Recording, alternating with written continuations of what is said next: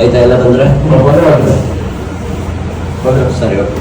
ಇದು ರಾಘವೇಂದ್ರ ಸ್ವಾಮೀಜಿಗಳ ಪರಮಶಿಷ್ಯರಾದಂಥ ಅಪ್ಪಣ್ಣಾಚಾರ್ಯರು ಹುಟ್ಟು ಬೆಳೆದಂಥ 400 ವರ್ಷಗಳ ಹಳೆ ಮನೆ.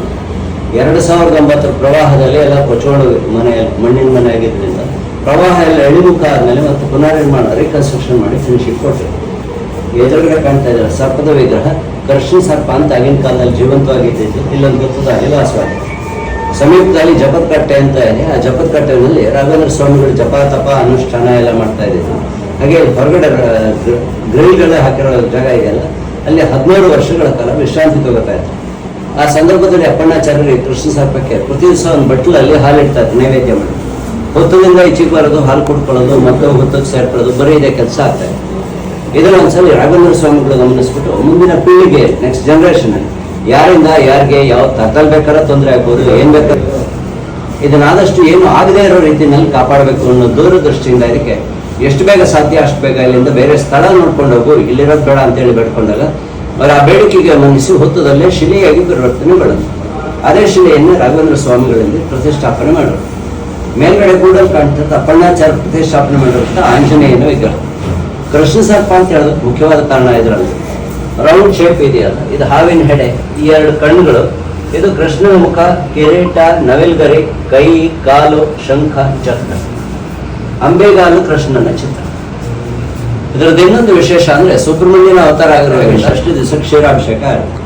ತೆಂಗಿನಕಾಯಿ ಸಂಕಲ್ಪ ಮಾಡ್ಕೊಳ್ಳೋದಕ್ಕೆ ಅಂತ ನಿಮ್ಮ ಹೆಸರು, ಗೋತ್ರ, ನಕ್ಷತ್ರ ಹೇಳ್ಕೊಂಡ್ಬಿಟ್ಟು ನಿಮ್ಗೆ ಏನಾದ್ರು ತೊಂದರೆ ತಾಪತ್ರಗಳಿದ್ರೆ ಆದಷ್ಟು ಬೇಗ ನಿವಾರಣೆ ಆಗಲಿ ಅಂತನೋ ಅಥವಾ ಏನಾದ್ರು ಬೇಡಿಕೆ ಇದ್ರೆ ಆದಷ್ಟು ಬೇಗ ಈಡೇರಲಿ ಅಂತನೋ ಬೇಡ್ಕೊಂಡು ತೆಂಗಿನಕಾಯಿ ಇಟ್ಬಿಟ್ಟು ಪಂಚಾಮೃತ ಅಭಿಷೇಕಕ್ಕೆ ಬರೆಸ್ಬೇಕು.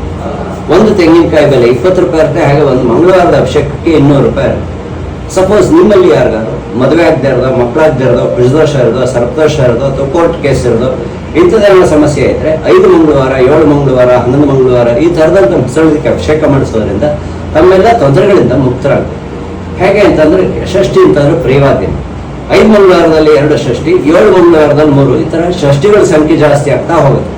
ಈ 5 ಥರದ ಸಮಸ್ಯೆಗಳು ಯಾರನ್ನೆಲ್ಲ ಕಾಡಿಸ್ತಾ ಇರುತ್ತೆ ಅವ್ರು ಎಷ್ಟು ಷಷ್ಠಿಗಳನ್ನು ತಮ್ಮ ಹೆಸರಲ್ಲಿಗೆ ಅಭಿಷೇಕ ಮಾಡಿಸ್ತಾರೆ ಅಷ್ಟೇ ತ್ವರಿತಗತಿಯಲ್ಲಿ, ಅಷ್ಟೇ ಫಾಸ್ಟ್ ಆಗಿ ತಮ್ಮೆಲ್ಲ ತೊಂದರೆಗಳಿಂದ ಮುಕ್ತರಾಗ್ತದೆ.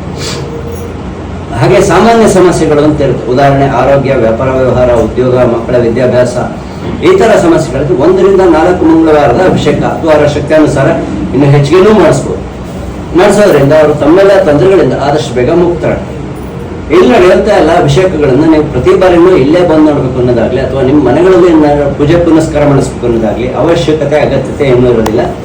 ಯೂಟ್ಯೂಬ್ನಲ್ಲಿ ಬಿಚ್ಚಾಲಿ ನಾಗಪ್ಪ ಅನ್ನೋ ಒಂದು ಸಬ್ ಟೈಟ್ಲ್ ಅಲ್ಲಿ ಪ್ರತಿ ಮಂಗಳವಾರ ಹಾಗೂ ಷಷ್ಠಿ ದಿವಸ ಬೆಳಗ್ಗೆ 11:15 ನಂತರ ಇಲ್ಲಿ ನಡೆಯುವಂಥ ಎಲ್ಲ ಅಭಿಷೇಕಗಳ ದೃಶ್ಯಗಳನ್ನ ನೀವು ಎಲ್ಲಿ ಯಾವ ಊರಲ್ಲೇ ಇರ್ತೀರೋ ಅಲ್ಲೇ ಕೂತ್ರು ನೋಡ್ಕೊಂಡು ಅಲ್ಲೇ ಕೈ ಮುಗಿರ್ಬೋದು. ಹಾಗೆ ನೀವು ಸಂಕಲ್ಪ ಮಾಡಿ ತೆಂಗಿನಕಾಯಿ ಇಟ್ಟು ಹೋಗಿರ್ತೀರಲ್ಲ, ನಿಮ್ಮ ಸಕಲ ಇಷ್ಟಾರ್ಥಗಳು ಸಿದ್ಧಿಸಿದ ಮೇಲೆ ಅಂದ್ರೆ ನಿಮ್ಮೆಲ್ಲ ತೊಂದರೆ ತಾಪತ್ರಗಳ ಸಂಪೂರ್ಣ ನಿವಾರಣೆಗಳ ಮೇಲೆ ಅಥವಾ ನಿಮ್ಮೆಲ್ಲ ಬೇಡಿಕೆಗಳು ಸಂಪೂರ್ಣವಾಗಿ ಈಡೇರಿದ ಮೇಲೆ ಹರಕೆ ಮಾಡ್ಕೊಳ್ಳೋದು ಅಂತಿರುತ್ತೆ. ಇಲ್ಲಿ ಹರಕೆ ಮಾಡ್ಕೊಳ್ಳೋದು ಪಂಚಾಮೃತ ಅಭಿಷೇಕದ ರೂಪದಲ್ಲಿ ಮಾತ್ರ ಇರುತ್ತೆ.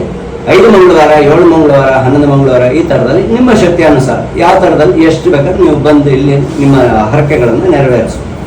ಇದಿಲ್ಲಿನ ಸ್ಥಳ ಮಹಾತ್ಮೆ ಹಾಗೂ ಪೂಜಾ ವಿಧಾನಗಳಲ್ಲಿ ಸಮಸ್ಯೆಗಳ ನಿವಾರಣೆ ಅಥವಾ ಬೇಡಿಕೆಗಳಿದೆ ಬಂದು